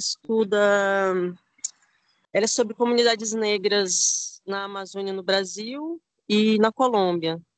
Então, eu fui para Putumayo, na Colômbia, e Pará, né? E lá, na Colômbia, eles têm regulamentado, assim, não é uma coisa que eu estudei muito, mas eles conseguiram regulamentar o garimpo artesanal, porque as populações negras têm uma tradição forte lá de garimpo artesanal. Então, eles conseguiram essa regulamentação para continuarem trabalhando com garimpo lá, né? Aí só que é com bateia, né? Outra coisa, né? E eu conheço, assim, a minha família é uma família de origem negra, vindo da Bahia, vindo do Maranhão, né? Então, eu tenho tio, avô, garimpeiro, né? A família do meu marido também tem pessoas de comunidade quilombola e tem pessoas que foram para garimpo. Então, é muito comum as populações negras também aqui no Brasil, na região da Amazônia, praticarem o garimpo. Só que, diferentemente assim, do que eu, né, não é algo que eu me aprofunde nessa comparação Brasil-Colômbia, mas diferentemente da Colômbia, que hoje eles têm uma prática mais familiar, né? O garimpeiro, aí eu também não entendo muito essa parte do garimpo no Brasil, né? Mas assim, as pessoas que eu conheço, elas foram sempre para grandes empreendimentos, né? Tipo, em áreas, né, de expansão e tal, e que sempre é algo assim, não é como na Colômbia, que é um garimpo mais já estabelecido, né? Que as pessoas moram ali e tal. Então, as pessoas que eu conheço, elas saíram do Maranhão, saíram daqui do norte de Goiás e foram, né, Serra Pelada e tudo mais, para garimpar. Então, assim, eu fico pensando sobre... Porque, assim, muita gente vive do garimpo, mas aqui não existe, não sei se existe, né, um debate sobre esse garimpo artesanal, né, das pessoas que vivem, que poderiam estar garimpando, mas sem essa lógica industrial, né, como o vereador lá falou que brota mercúrio, né, dos poros da terra e de tudo, e da mata, né, pode ser cai muita cara de pau, né. E uma outra coisa também né, que você colocou, né, que a colega anterior colocou, de uma expansão também da universidade, né. A primeira vez que eu vi um arqueólogo, né, foi, tirando Indiana Jones e né, essa coisa toda, foi quando teve aqui a usina que eu moro no Tocantins, né, em Palmas, que é a usina de Estreito não, meu Deus, aqui de Deu uma travada, Cláudia. Lajeado. Deu E uma aí travada, Cláudia. Como? Deu uma travada, a gente parou quando foi a primeira vez que você viu um arqueólogo. Ah, sim, né? Tirando Indiana Jones, né? Pelo cinema. Isso. Foi quando teve a usina de Lajeado, aqui perto de Palmas, né? E aí eu e alguns amigos somos mateiros da arqueóloga, né? Da Júlia, que ela veio aqui para a Serra para pesquisar as pinturas rupestres daqui, né? E então assim é triste ver que a ciência, né? Que a ciência ela chega aqui só através desse tipo de empreendimento, né? E muitas vezes não deixa muita coisa positiva para trás, né? No caso, pelo menos as universidades federais, por exemplo, aqui não tem curso de arqueologia, né? Ainda, né? Não veio para cá. E é triste saber, né? Ver que vem as pesquisas e tal. Tá cortando várias vezes, a gente já não está mais conseguindo acompanhar você falar. A Não, gente está ouvindo bem. Acho que está tendo alguma. Ah, é? Aqui que tá. Aqui ele tá ruim. Não, então eu vou cortar porque você não tá ouvindo mais o que eu estou colocando, mas é só. Bom, é isso. Tá, obrigada. Cláudia, só para te dizer, a gente conseguiu ouvir você falar do problema da arqueologia chegar somente por esses empreendimentos, né, e não através da universidade ou com outros projetos. Eu acho que foi isso que você estava elaborando. Devolvo a palavra aqui para a Helena e vou cortar o áudio para não dar esse eco, tá? Vou me atrapalhar. Christian, só deixa eu te perguntar uma coisa. Você ainda está compartilhando tela? Será que não é isso que pode estar ruim a internet aí? Porque a gente Pode continua ser, porque a vendo gente tá tipo com muita coisa telefone. ligada ao mesmo tempo. A gente está Eu vou desligar um dos vendo tipo, o dispositivos aqui, vamos ver se telefone. vai. Mas esse aí é o único que está com câmera. Então, Eu talvez acho que é você só desligue parar esse. de compartilhar pelo celular.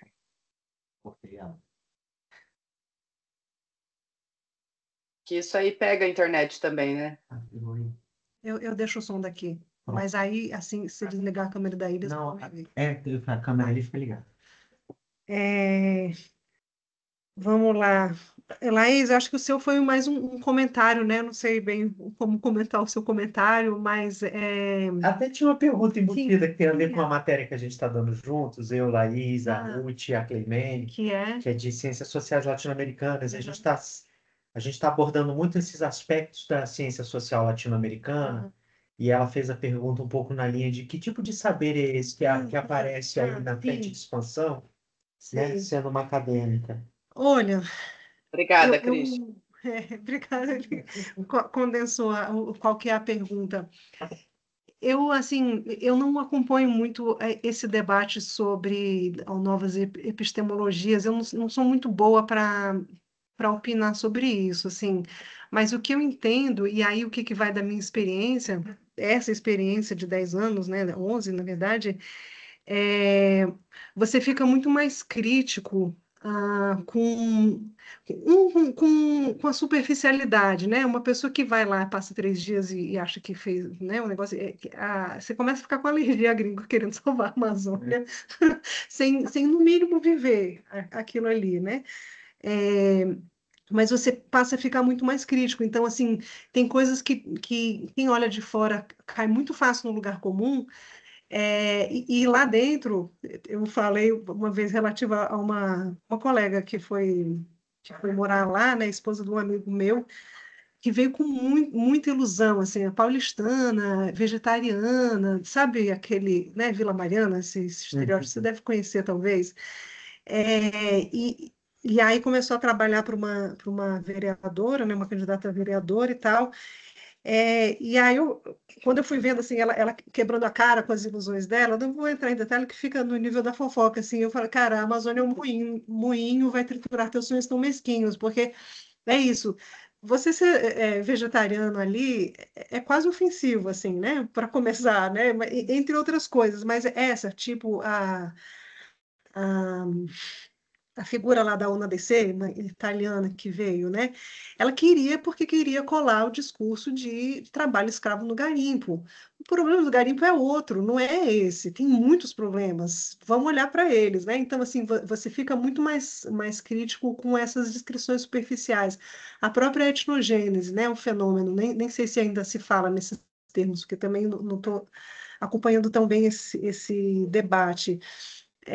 Eu sou amiga da Giovana Tempesta, que ela acho que fez doutorado Sim. aqui, e ela foi a chefona da parte de terras da FUNAI, né? Durante um bom período, eu não sei nem como é que ela não terminou de definhar, porque eu vi ela, de cada ano que eu vim encontrava, ela estava mais, né, Desgastada, ao né? quebrado, Nossa Senhora. E ela, Me lembro que eu conheço ela. você conhece, né? Eu Sim. conheço ela ainda quando ela estava na Unicamp.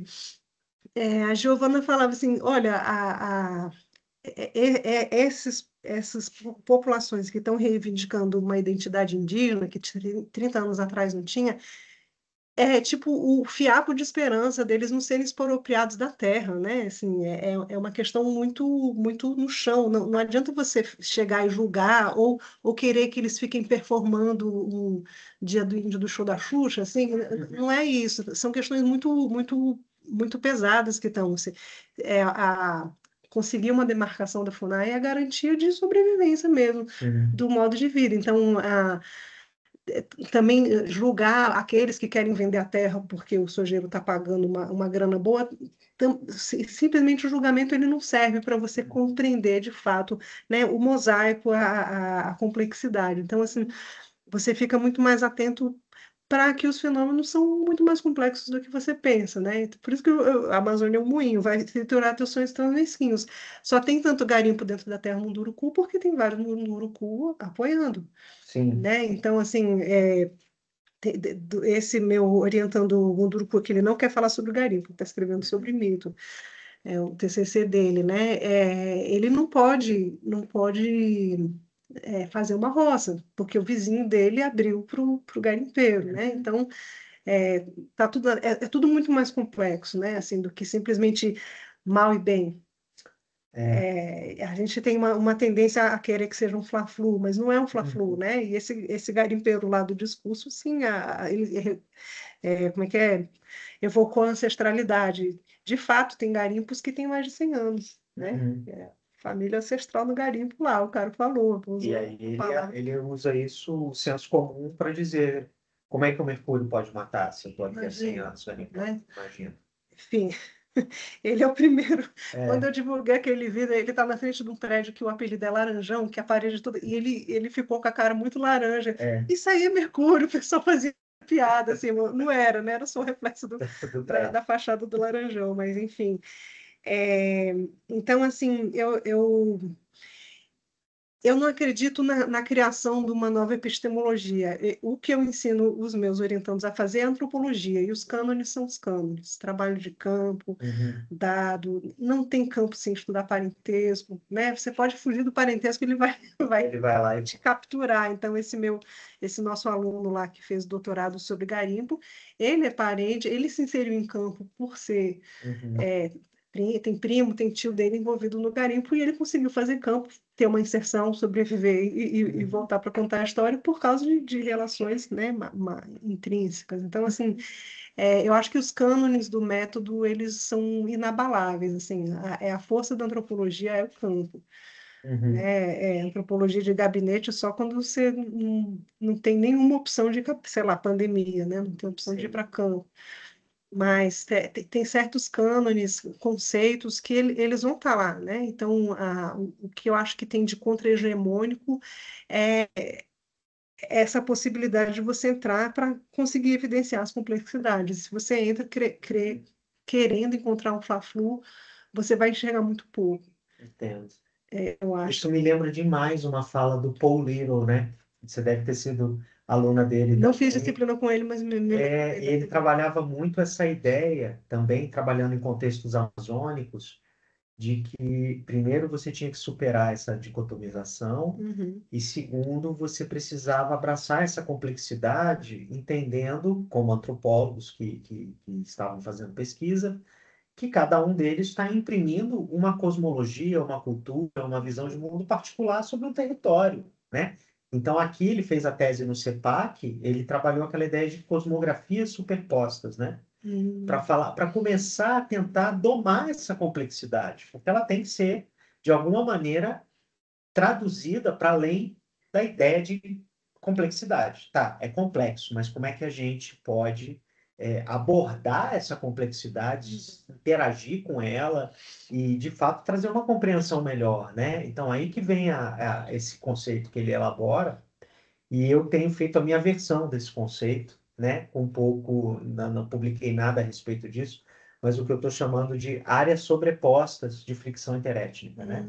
Então, assim, a ideia da frente de expansão traz justamente essa ideia de uma frente só.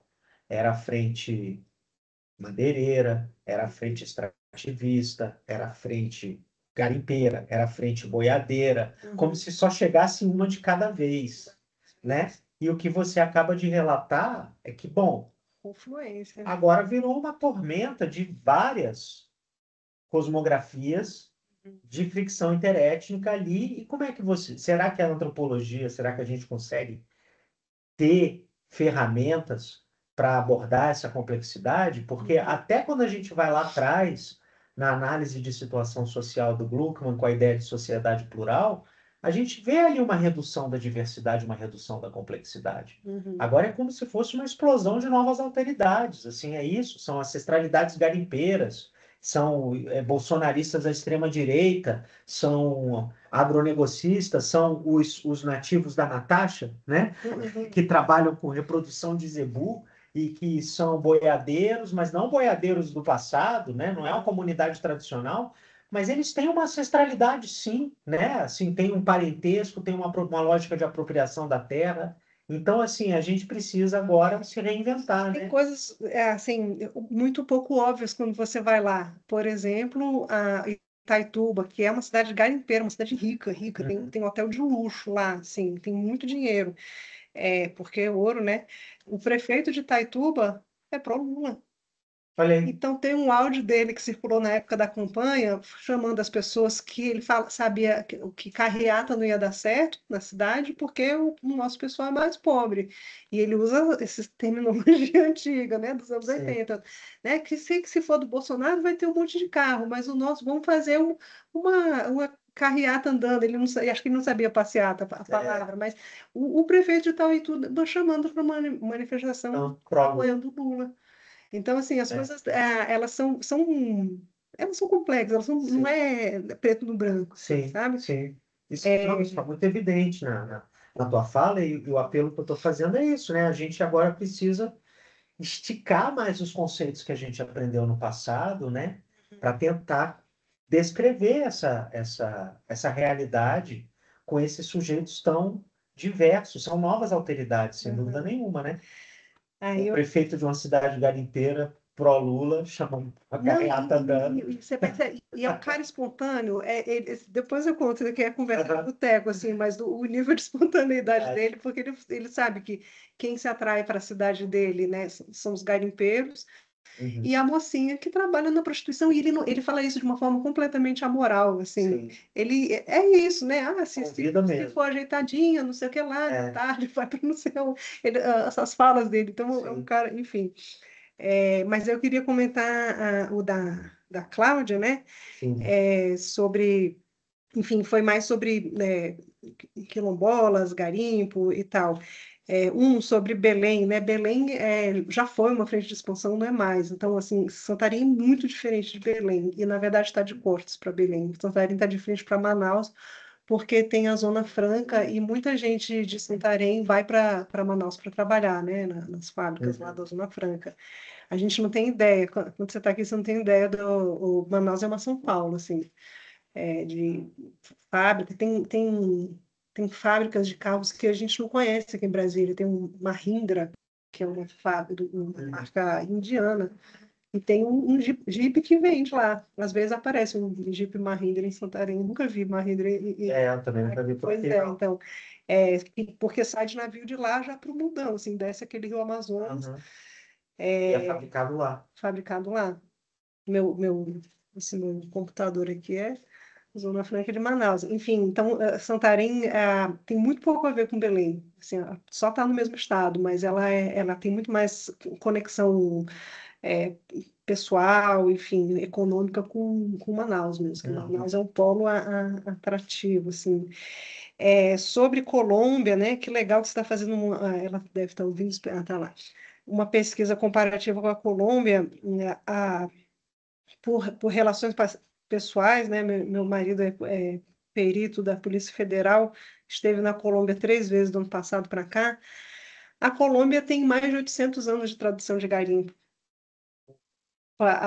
Tem o Museu do Ouro em Sim. Bogotá, que eles já extraem ouro para fazer peças de luxo há muito tempo, eles indígenas colombianos. Então, assim, faz parte da economia Uhum. e eles têm um know-how de lidar com o ouro em si, né?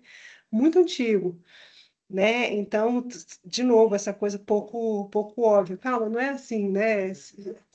Simplesmente condenação, né? Então, a Colômbia é um contraponto muito interessante Uhum. então, nas terras baixas, né? Eles não, o governo colombiano não tem acesso Uhum. porque era as Farc, agora está completamente cooptado pelo tráfico. Então, Uhum. basicamente, tem uma cancela e o governo não atravessa ali, não sabe o que acontece ali para dentro. Mas nos países vizinhos também tem outras relações com garimpo. Então, é, a- também, né, não dá para dizer os quilombola que se tornaram garimpeiros. As pessoas foram para lá, todo tipo de gente. Então, tem muito maranhense, tem muito cearense, esse nosso aluno mesmo, ele é arigó, né, descendente de cearense. Eu tive ano retrasado no Suriname, e o Suriname é um país louquíssimo. Eu escrevi uns 4 posts de blog que me deslumbrou, assim, fiquei, gente, merece uma etnografia. No Suriname, o garimpo é completamente controlado pelos quilombolas de lá, que eles chamam chamado de marrom, né? Sim. Que não tem a ver com a cor da pele, mas é um derivativo de uma palavra do século XIX em espanhol, que é cimarrón. Cimarrão. Cimarrón é animal que foi domesticado e virou selvagem. Então, tinha o cachorro, um cavalo que se criou e fugiu e agora vive no mato, esse é o cimarrón. Então, esses quilombolas no Suriname, na Guiana Francesa também usam o mesmo termo. E no Suriname é completamente controlado por esses quilombolas de lá, né? Eles têm a área do Suriname que o governo tem acesso, é pequenininho, o país inteiro, praticamente todo o território do país, ou é terra indígena, que não é demarcada, ou Uhum. é dessas comunidades quilombolas. Tem comunidade quilombola também perto de Santarém, na região de Oriximiná, mas lá tem conflito com a terra dos Waiwai. Uhum. Então, tem esses erros do INCRA, né, de sobreposição de terra, mas, assim, o conflito é institucional, porque eles mesmos sempre têm intercasamento, né? Então, o meu primeiro orientando Waiwai foi o Walter Fussi, que ele é casado com uma quilombola. Uhum. E aí ele chama o filho dele de Índio Bola, Índio Bola. que é um menininho, né? O bichinho já tá com quase 10 anos agora, mas o conflito é institucional, né? O que pode, o que não pode, eles brigam, batem muito de frente com o ICMBio, com o INCRA, enfim, é outro fuzuê. Outro fuzuê. Mas ali não tem garimpo, por enquanto, não sei, porque eu já ouvi falar que pode ser que esteja começando a explorar. E quem está franqueando acesso são os missionários americanos, amigos do nosso Eduardo Luiz. Então, assim, realmente é um mosaico muito complexo, né?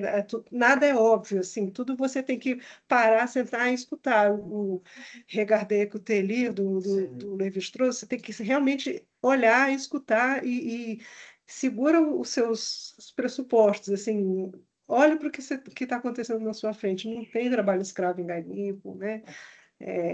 São frases que, descontextualizadas, são muito generalistas, né? E são muito fáceis de virar bandeira. Né? Mas se você quer de fato fazer um trabalho eficaz no sentido de trazer informações sobre aquela realidade, você precisa moderar seus ímpetos de tomar uma bandeira para sacudir e ouvir o que está acontecendo. Ecoa também o trabalho do João Moreira Salles. Você teve acesso? O Arrabalde? Não. O João Moreira Salles fundou aquela revista Piauí, né? Irmão do Walter Salles, família de banqueiros e tal. Só que eles tentam ser os bons mecenas, né? No Brasil, assim, aquela elite ilustrada, né? Então eles fazem muitos projetos culturais, cinema, tem o Instituto Moreira Salles, que é bacana, de arquivo, memória. E o João Moreira Salles fundou a revista Piauí e depois ele se tirou quando a revista conseguiu investir o suficiente para viver do rendimento, né? Criou esqueci o nome agora do... Corpo editorial. Não, é o tipo de investimento que você faz, aí quando você ganha, vira uma espécie de fundo, né? E aquilo ali se banca a revista. Então ele saiu desse mundo para não ter conflito de interesse e tal. Mas, ainda assim, ele tem essa forte relação com a revista e publicou uma série de artigos dessa matéria chamada Arrabalde, em que ele vai dar conta exatamente desses processos que você relata, né? Ele tentando mostrar.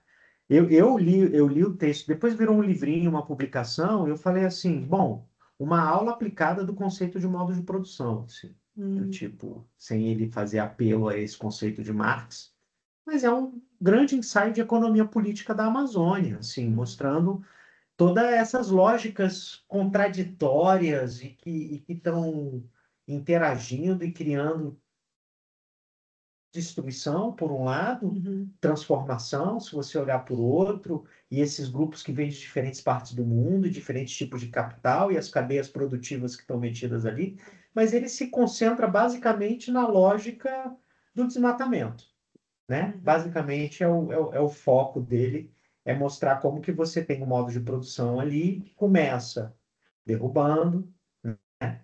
Depois botando gado, né? Depois plantando, ou então plantando e depois botando boi, e, enfim, tudo isso vai criando um movimento em que você financia as barragens e financia os garimpos, entendeu? Então, assim, uma grande máquina, assim, de ocupação territorial, e mostrando tudo isso que você comentou, uma fragilidade de regularização fundiária, ausência do Estado, mas ele não traz só o quadro que a gente poderia chamar de distópico.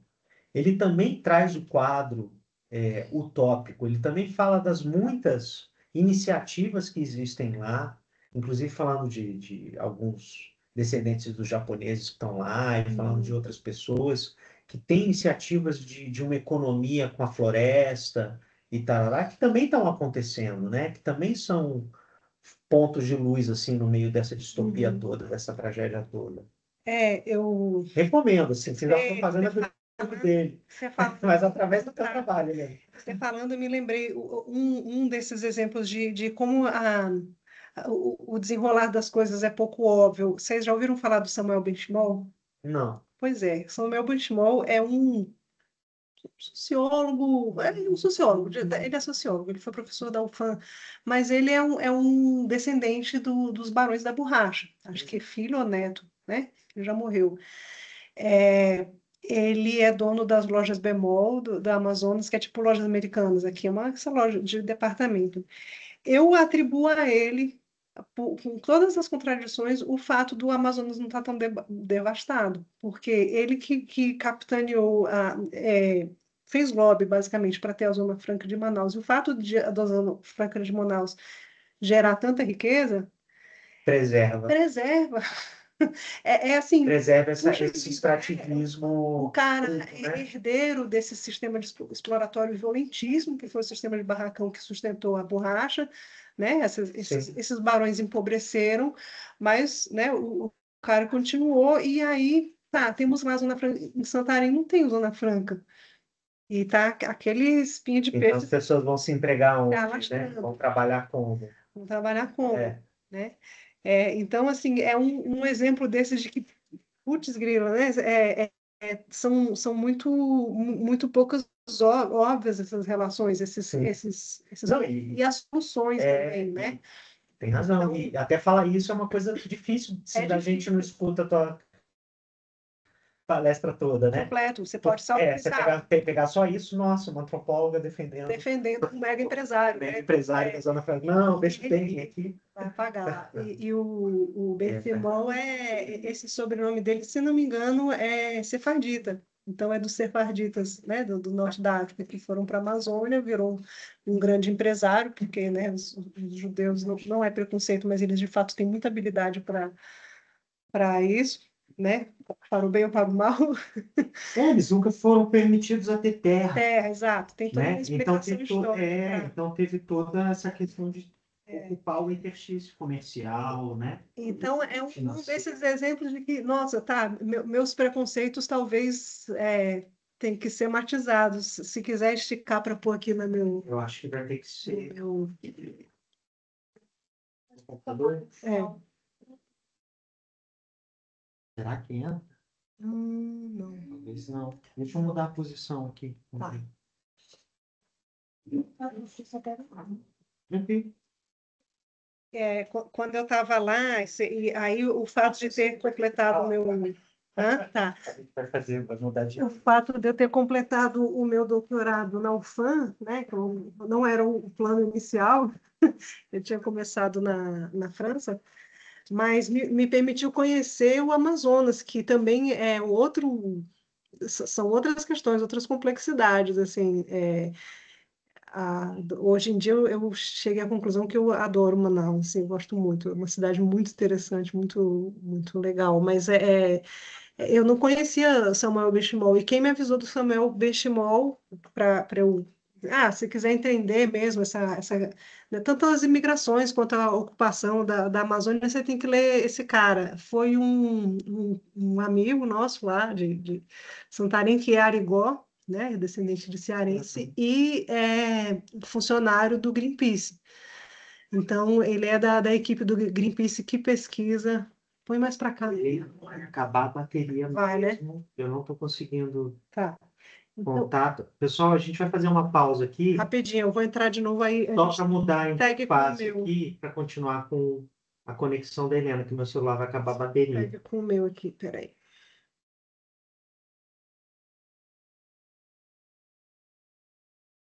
Se eu botar para entrar, ele entra, será?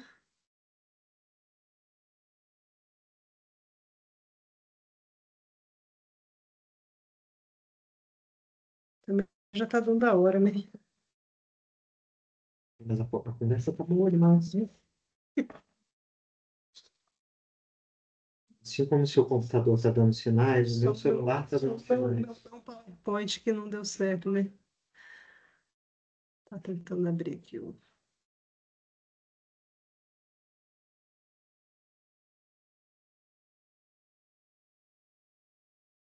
E aqui nada de abrir a câmera. Não, ele vai hoje para UTI, esse Eu também tenho computador. desse, tá difícil. Pois é, meu amigo, eu tô tentando carregar, mas você não tá carregando. Não vou mexer. Vai, carrega. Põe no chão para não tropeçar.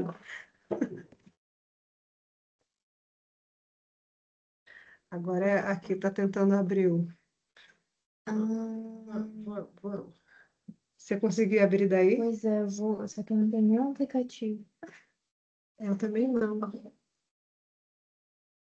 E o problema é que o meu telefone é que tá roteando pro tablet. Então, assim, Ah, pelo menos eu conseguiria eu não rotear. consigo nem abrir.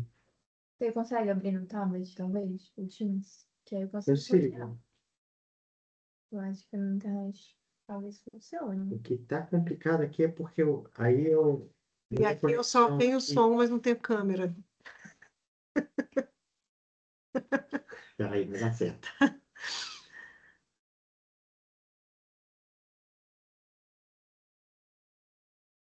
Eu esqueci desse detalhe de que a bateria vai embora. Ela vai muito rápido.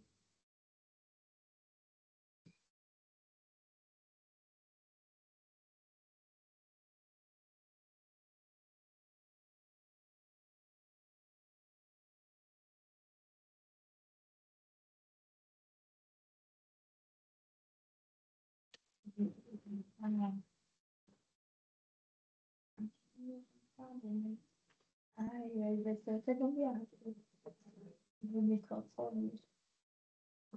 Mas o problema é a câmera, né?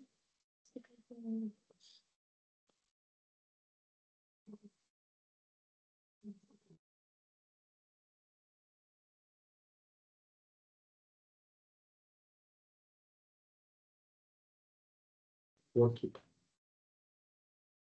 Vamos ver o que vai primeiro.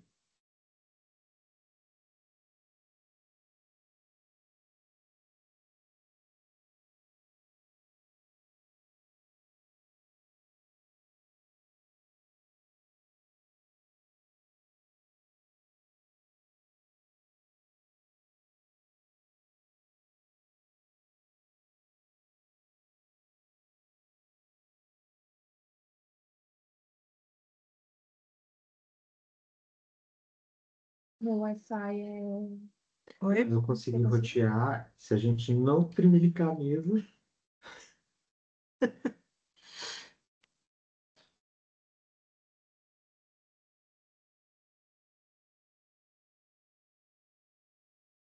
E eu vou ter que sair daqui a pouquinho, Helena. Então, Uhum. assim, a gente está fazendo essa movimentação aqui. Só para dar os finalmente, né? O pessoal deve estar lá só para a gente arrematar, tá bom? Tá. Também já temos só 4 pessoas lá, incluindo nós. Ah, é? O pessoal todo Incluindo eu. saindo, É, aproveitou para eu. dar o vazare. É, tá bom.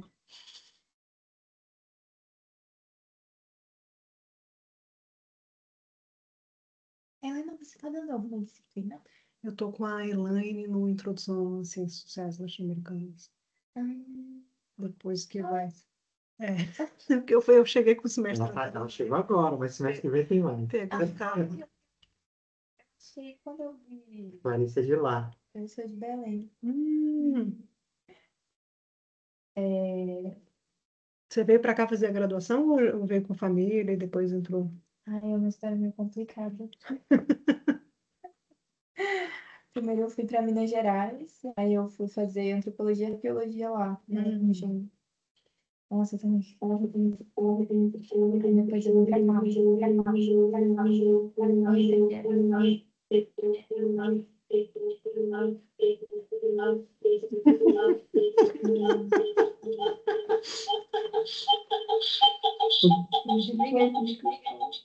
Ele tá lento.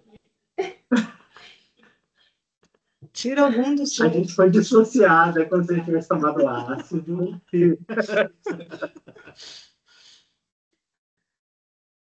Ele não vai.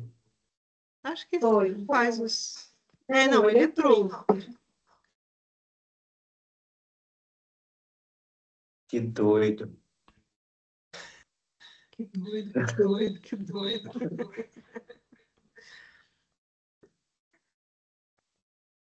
Pronto, se você falar aí, Eu tenho. O meu microfone está aberto. pronto, pode falar aí. Oi, tudo bem? Agora vamos comunicar com o pessoal lá. Se existe alguém entre nós, mande um sinal.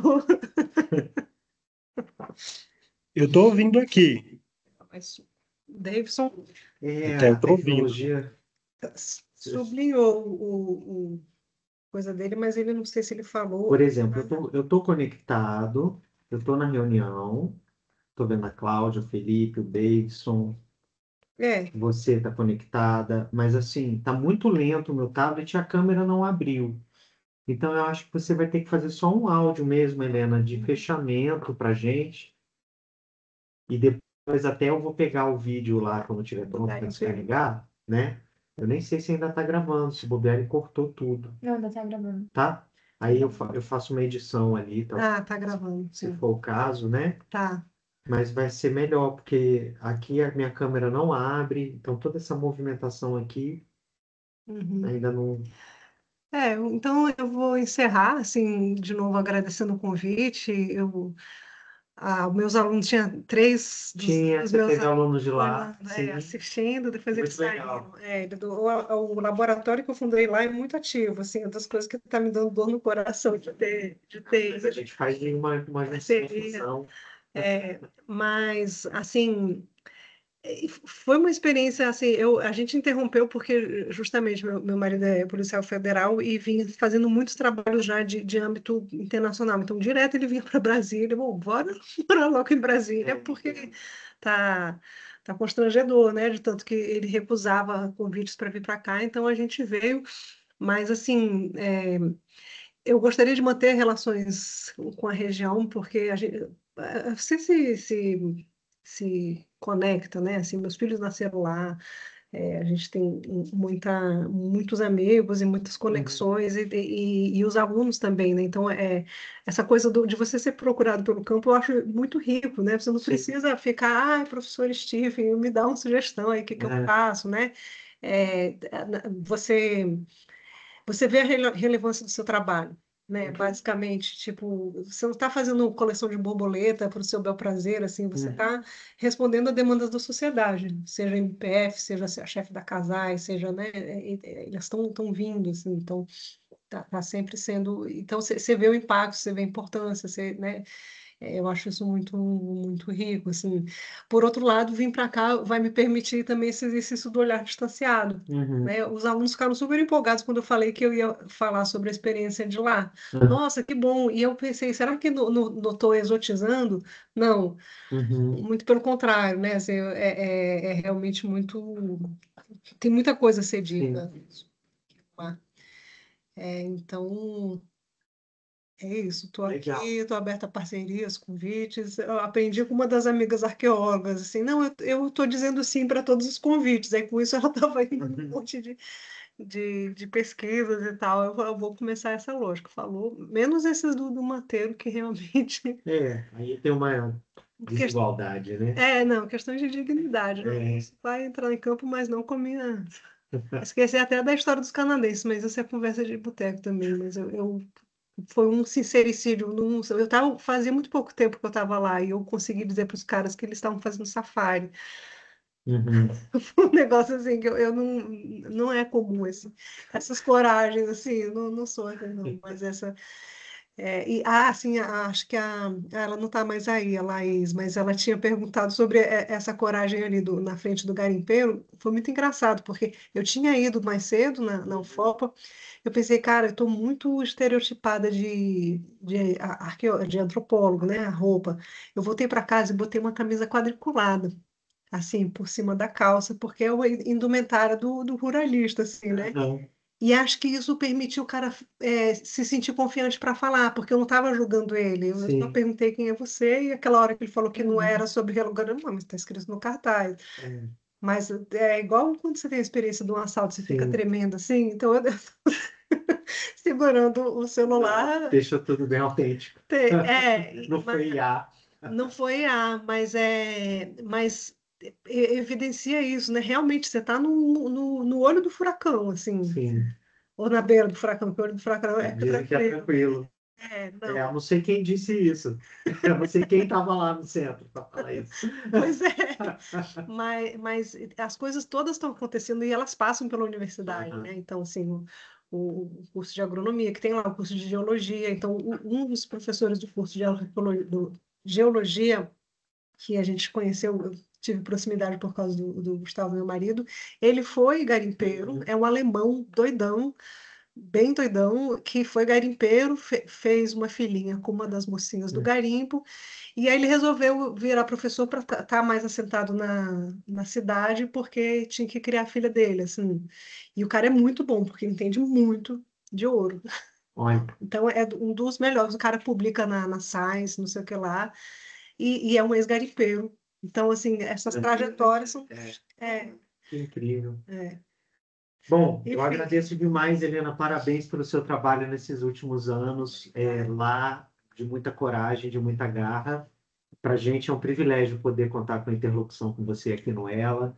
O LAEP é a segunda casa lá do laboratório de vocês. Então, o que você precisar e tal, a gente está à disposição. Vamos conversar mais, vamos. tá? E depois vamos ver como é que fica lá a gravação no YouTube, tá De bom? repente você Eu dou uma encurtada encurta nesse esse momento pedaço. aqui. Tá massa. Eu acho que é porque você começou a falar da Zona Franca e tal, e aí o pessoal tá sempre escutando a gente, aí eles já sabotaram. Já sabotaram, né?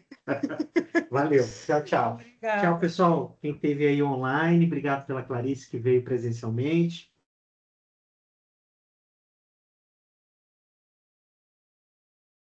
Valeu, obrigado.